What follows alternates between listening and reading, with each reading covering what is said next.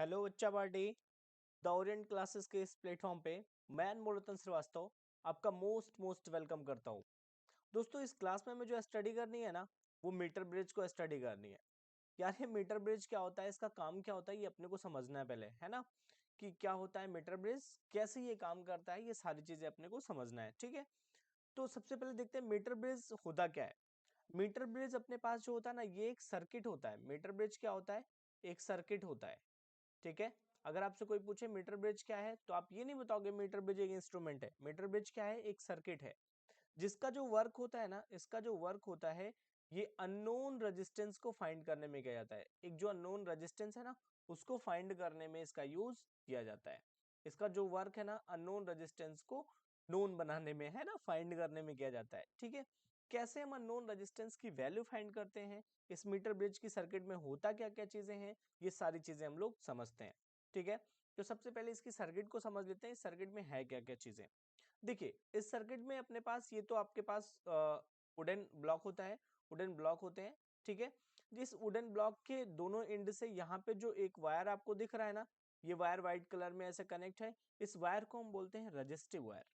ये resistive wire क्या होता है, रजिस्टिव वायर एक ऐसा वायर होता है जिसके पर यूनिट लेंथ में रेजिस्टेंस प्रेजेंट होता है, ठीक है। अलग अलग रेजिस्टेंस प्रेजेंट होता है। अगर आप समथिंग लेंथ कट करते हो तो आपको एक अलग रेजिस्टेंस मिलेगा, थोड़ा सा लेंथ और चेंज करते हो तो आपको रेजिस्टेंस अलग मिलेगा। इस तरीके से आपको अलग अलग लेंथ मिलेंगे। अलग अलग लेंथ के लिए इसका रेजिस्टेंस क्या होगा, अलग अलग होगा। रजिस्टिव वायर एक ऐसा वायर होता है जिसके पर यूनिट लेंथ में क्या होता है, रेजिस्टेंस होता है, ठीक है। अब इस वुडन ब्लॉक के दो टर्मिनल पे मैंने क्या क्या, एक रेजिस्टेंस लगाया जो हमारे पास नोन है, जिसकी वैल्यू अपने को पता है कि इस रेजिस्टेंस की वैल्यू कितनी है, ठीक है। और दूसरे टर्मिनल पे जो दूसरा अननोन रेजिस्टेंस था, उसको हमने कनेक्ट कर दिया। इस वुडन के दूसरा जो टर्मिनल है ना, उस पे हमने जो अननोन रेजिस्टेंस है जिसको अपने को फाइंड करना है, उसको हमने कनेक्ट कर दिया, ठीक है। और बीच में हमने क्या कर दिया, एक वायर लेकर के, और उस वायर से हमने गैल्वेनोमीटर को कनेक्ट कर दिया। और गैल्वेनोमीटर के एंड में मैंने क्या लगा दिया, जॉकी की। इसको बोलते हैं हम क्या, जॉकी की बोलते हैं, ठीक है। इसको क्या बोलते हैं हम, जॉकी। ये जॉकी वो कंपनी वाली नहीं है, जॉकी जॉकी की है ये, ठीक है। इस जॉकी की को हम लाके कनेक्ट कर देते हैं, ठीक है। अब इस जॉकी की का वर्क क्या होता है, ये सारी चीजें हम लोग समझेंगे। और ध्यान रखिएगा, ये जो रजिस्टिव वायर होता है ना, इस रजिस्टिव वायर की जो लेंथ होती है, ये 100 मीटर की होती है। सॉरी, 100 सेंटीमीटर की होती है, यहाँ गलती से लिख उठा। 100 सेंटीमीटर ये कर लीजिएगा, ठीक है। ये 100 मीटर नहीं, 100 सेंटीमीटर है, ध्यान रखिएगा। 100 मीटर नहीं, ये बच्चे 100 मीटर गलत से लिख उठाए। ये 100 आपका सेंटीमीटर है, ठीक है। इस मीटर को हटा दीजिए, 100 सेंटीमीटर है। ये 100 सेंटीमीटर का है। 100 सेंटीमीटर बोले तो 1 मीटर का है टोटल, ठीक है। ये 100 सेंटीमीटर का वायर हो गया। अब इस 100 सेंटीमीटर का वायर जो है ना, इस पर हमें करना क्या है, हम इस जॉकी की को इस वायर पर लगातार रन करवाते रहते हैं। और जब हम इस वायर पे इसको रन करवाएंगे जॉकी की को, तो एक मुझे ऐसा पॉइंट मिलेगा जहां पर हमें गैल्वेनोमीटर में कोई भी डिफ्लेक्शन नहीं मिलेगा। नॉर्मल गैल्वेनोमीटर जो होता है उसमें एक निडल लगी होती है, और वो निडल क्या करती है, इधर उधर रोटेट करती रहती है। और जिस टाइम इस निडल में कोई भी डिफ्लेक्शन ना हो, मतलब निडल की जो पॉइंटर है ना, वो एकदम स्ट्रेट हो जाए। अगर निडल की पॉइंटर स्ट्रेट हो गई, मतलब उस टाइम इस पॉइंट का पोटेंशियल और इस पॉइंट का पोटेंशियल क्या हो गया, इक्वल हो गया। पोटेंशियल इक्वल होने का मतलब इस गैल्वेनोमीटर में कोई भी करंट फ्लो नहीं हुआ है। अगर इस गैल्वेनोमीटर में कोई भी करंट फ्लो नहीं हुआ, मतलब इसमें जीरो डिफ्लेक्शन का कंडीशन आया है, ठीक है।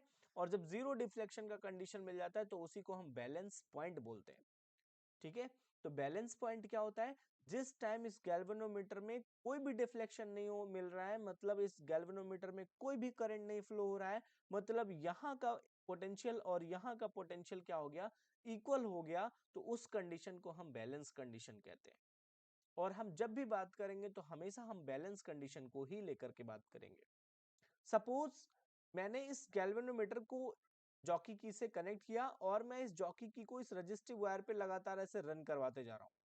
किसी टाइम पे मैं जॉकी की को लेकर के पॉइंट तक पहुंचा, और के पॉइंट पर जैसे पहुंचा, मुझे गैल्वेनोमीटर में डिफ्लेक्शन जीरो मिल गया, मतलब गैल्वेनोमीटर की जो निडल थी एकदम स्ट्रेट हो गई। अब उस कंडीशन को हम बोलेंगे, उस पॉइंट को बोलेंगे बैलेंस पॉइंट। और हम जब बैलेंस पॉइंट पर पहुंच गए ना, मतलब यहाँ का पोटेंशियल और यहाँ का पोटेंशियल क्या हो गया, इक्वल हो गया। तो हमने लेट कर लिया, हमें स्टार्टिंग से एल लेंथ चलने पर के पॉइंट पर क्या मिल गया, बैलेंस कंडीशन। तो बचा हुआ लेंथ कितना हो जाएगा, 100 माइनस एल सेंटीमीटर, है ना, 100 माइनस एल सेंटीमीटर।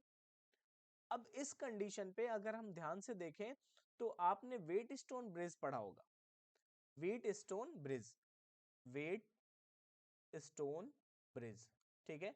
ये वेट स्टोन ब्रिज क्या होता है, ये थोड़ा सा देख लेते हैं। Wheatstone bridge, next video में आपको वेट स्टोन ब्रिज भी मिल जाएगा।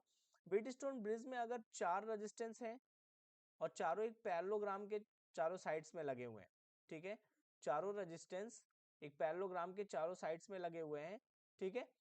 ये R1 है और ये R2 है, ये R3 है और ये R4 है, ठीक है। और बीच में अगर मैंने गैल्वेनोमीटर लगाया है, ठीक है, तो ध्यान से देखिएगा, जिस टाइम इस गैल्वेनोमीटर में जीरो डिफ्लेक्शन होगा, मतलब यहाँ पे दो लूप बन गए, एक लूप ये है और एक लूप ये है, दो लूप बने, दो अलग अलग कमरे बने। और जिस कंडीशन पे दो अलग अलग कमरे बन रहे हैं और गैल्वेनोमीटर में जीरो डिफ्लेक्शन आ रहा है, मतलब गैल्वेनोमीटर में कोई भी डिफ्लेक्शन नहीं आ रहा है, उस कंडीशन में व्हीटस्टोन ब्रिज के अकॉर्डिंग क्या होता है, R1 upon R2 equals to R3 upon R4। मतलब ये जो रेजिस्टेंस है ना, इनका रेशियो जो होता है वो क्या हो जाता है, इक्वल हो जाता है, R1 upon R2 equals to R3 upon R4 हो जाता है, ठीक है। तो इसको हम बोलते हैं व्हीटस्टोन ब्रिज, इसको हम लोग नेक्स्ट वीडियो में पढ़ेंगे, ठीक है। अगर आपने पहले से पढ़ा होगा तो ठीक है, नहीं पढ़ा होगा तो आप समझ लो व्हीटस्टोन ब्रिज के अकॉर्डिंग क्या होता है, जहां पे आपको दो कमरे अलग अलग मिल रहे हैं, बंद मिल रहे हैं, वहां पे R1 upon R2 equals to क्या हो जाता है, R3 अपान R4 हो जाता है।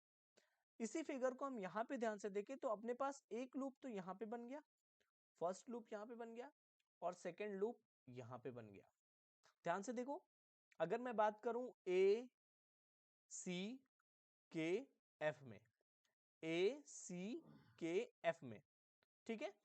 और दूसरा अपने पास क्या बन रहा है, सी ई एच के में, है ना, सी ई एच के में। और पहला क्या बन रहा है, ए सी के एफ में, है ना। तो यहां पे हम बात कर सकते हैं दोनों लूप में अपने पास दो दो रेजिस्टेंस हो गए। ध्यान से देखो, चार रेजिस्टेंस हुए कि नहीं हुए, एक आर हो गया और इसी के ठीक यहाँ पे क्या लगा हुआ है, एल। यहाँ का रेजिस्टेंस कितना है, एल, लंबाई है ना, पर यूनिट लेंथ में क्या है, रेजिस्टेंस है। और यहाँ का कितना हो जाएगा, संट लगा हुआ है, इसको हम बोलते हैं संट। क्या बोलते हैं इसको, संट बोलते हैं, ठीक है, संट बोलते हैं। सपोज ये संट कैसा है, नोन है, तो ये संट की वैल्यू हो गई यस। और यहाँ बचा हुआ लेंथ कितना हो जाएगा, 100 माइनस एल हो जाएगा, ठीक है। तो इस तरीके से अगर मैं यहाँ पे वेट स्टोन ब्रिज लगाना चाहूँ, एक रेजिस्टेंस ये हो गया, एक रेजिस्टेंस ये हो गया लेंथ, एक रेजिस्टेंस यहाँ हो गया, एक रेजिस्टेंस यहाँ हो गया, है ना। तो इस तरीके से अगर यहाँ पे मैं वेट स्टोन ब्रिज लगाना चाहूँ तो अपने पास क्या हो जाएगा, from from Wheatstone bridge, Wheatstone bridge, Wheatstone bridge क्या कहता है, R1 अपान R2, R1 अपान R2, है ना। तो R अपान L हो जाएगा, है ना, R upon L equals to R2, है ना। R2 की वैल्यू क्या है, R1 अपान R2, R1 की वैल्यू R हो गई, R2 की वैल्यू L हो गई, इक्वल्स टू R3 कितना है, S है, और R4 कितना है, 100 माइनस L है। R3 की वैल्यू क्या है, S अपान R4 की वैल्यू 100 माइनस L। अब ध्यान से देखो बच्चे, यहाँ पे R अननोन है, अपने पास नोन है, और आपको पता है इस रेजिस्टिव वायर के लिए जो रेजिस्टेंस होता है वो पर्टिकुलर फिक्स होता है, ठीक है। तो यल की वैल्यू आप यहाँ पे निकाल सकते हो, क्योंकि नीचे आपका स्केल लगा होता है, मीटर स्केल लगा होता है, जिसपे आपके सारे वैल्यू लिखे होते हैं, ठीक है। तो ये लेंथ आप फाइंड कर सकते हो मीटर स्केल देख करके कि ये लेंथ कितना आ रहा है ना, कहाँ पे अपने को बैलेंस कंडीशन मिल रहा है। और जब आपको यल पता हो जाएगा तो आप ये लेंथ भी निकाल सकते हो, 100 माइनस कर देना, है ना। तो अगर हम इस फार्मूले को ध्यान से देखें, R by L equals to S upon 100 minus L को, R अपने पास नोन है, R आपको पता रहेगा कितना हमने रेजिस्टेंस लगाया है, L आपके पास मीटर स्केल देख करके आप यहाँ से रीडिंग नोट कर सकते हो, 100 माइनस एल कर देना, तो आप 100% आपको ये तीनों टर्म्स कैसे हो जा रहे हैं, नोन हो जा रहे हैं ना। तो आप आराम से S की वैल्यू को कैलकुलेट कर सकते हो। कि कितने ओम का संट यहाँ पे लगा हुआ है। ठीक है, तो इस तरीके से हम एक अननोन रेजिस्टेंस को फाइंड करने के लिए मीटर ब्रिज का यूज करते हैं। ठीक है, और इसको हमने कैसे लगाया, हमने व्हीटस्टोन ब्रिज का हेल्प लिया। ठीक है, और व्हीटस्टोन ब्रिज क्या कहता है, R1/R2 इक्वल्स टू R3/R4 होता है। ठीक है, तो आई थिंक आपको ये चीजें समझ में आई होंगी। एक बार जल्दी से फिर से रिकॉल करते हैं इस मीटर ब्रिज को। मीटर ब्रिज एक सर्किट होता है जिसका वर्क होता है अननोन रेजिस्टेंस को फाइंड करना। हमने क्या लिया है, एक नोन रेजिस्टेंस R लिया है और एक अननोन सेंट लिया है S। ठीक है, जिसकी वैल्यू अपने को कैलकुलेट करनी है। मैंने गैल्वेनोमीटर से जॉकी क्यू को कनेक्ट किया और जॉकी क्यू को इस रजिस्टिव वायर पे लगातार रन करवा रहे हैं। सपोज मुझे के पॉइंट पर बैलेंस कंडीशन मिला। बैलेंस कंडीशन क्या होता है, जिस कंडीशन पे दोनों टर्मिनल का वोल्टेज इक्वल हो जाए, मतलब गैल्वेनोमीटर में कोई भी डिफ्लेक्शन ना हो, मतलब गैल्वेनोमीटर में कोई भी करंट फ्लो ना हो, उस कंडीशन को हम बैलेंस कंडीशन कहते हैं। और फिर हमने यहाँ पे दो अपने पास अलग अलग लूप बन गए और दोनों लूप में मैंने क्या अप्लाई कर दिया, व्हीटस्टोन ब्रिज। व्हीटस्टोन ब्रिज कहता है R1/R2 equals to R3/R4। R1/R2 करा तो ये अपने को मिल जाएगा R1/R2 मतलब R/L इक्वल्स टू R3 मतलब S/R4 100 - L। और ये अपने पास फार्मूला आ गया जिसमें हम L की वैल्यू रख करके और R की वैल्यू रख के S को कैलकुलेट कर सकते हैं। तो इस तरीके की वीडियोस को देखने के लिए बच्चों आप चैनल को सब्सक्राइब कर लो, वीडियो को लाइक कर दो और जल्दी से जल्दी आप वीडियो को शेयर कर दो, है ना, क्योंकि ज्यादा से ज्यादा बच्चों की हेल्प करनी है ना। तो मिलते हैं नेक्स्ट वीडियो में, और तब तक आप चैनल को सब्सक्राइब करके शेयर कर दो। Thank you.